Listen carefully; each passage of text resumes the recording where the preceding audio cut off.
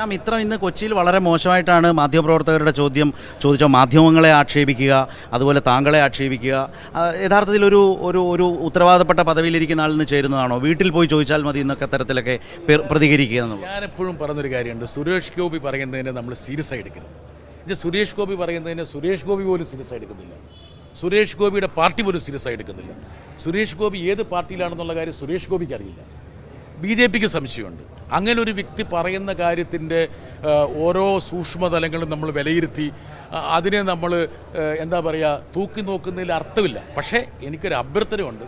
അതായത് കാലിക രാഷ്ട്രീയത്തെക്കുറിച്ച് ജനപ്രതികൾ സംസാരിക്കുമ്പോൾ കുറേയും കൂടി സഭ്യമായിട്ട് അദ്ദേഹത്തിന് വേണ്ടി അതിനോട് പ്രതികരിക്കാം. പക്ഷേ അദ്ദേഹത്തിന് ഞാൻ കുറ്റം പറയില്ല. എന്താ കാരണം വെച്ചാൽ അദ്ദേഹം ദീർഘകാലം ഒരു സ്ക്രിപ്റ്റ് റൈറ്ററുടെ ഒരു സഹായത്തോടു കൂടിയിട്ടാണ് അദ്ദേഹം വിരാജിച്ചത്. അദ്ദേഹത്തിൻ്റെ സിനിമ നടനെന്നുള്ള പരിവേഷമാണ് അദ്ദേഹത്തെ വിജയിക്കാൻ തന്നെ പ്രേരിപ്പിച്ചത്, അല്ലെങ്കിൽ അതിന് സഹായകരമായത്. അപ്പോൾ BJP അല്ലെങ്കിൽ ഇപ്പം രാജീവ് ചന്ദ്രശേഖരൻ വന്നിട്ടുണ്ട്, അദ്ദേഹത്തിന് കൃത്യമായിട്ട് ഈ മീഡിയയുടെ ഇതിവൃത്തങ്ങളൊക്കെ അറിയാം.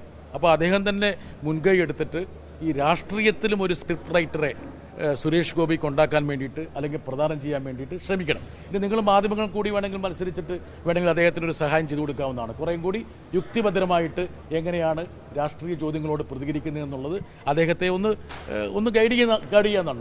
നമ്മുടെ സുഹൃത്തല്ലേ, നമ്മുടെ ഒരു ജനപ്രതിയല്ലേ, അദ്ദേഹത്തിന് ഇങ്ങനെ തള്ളിക്കളയേണ്ട കാര്യമുണ്ടോ?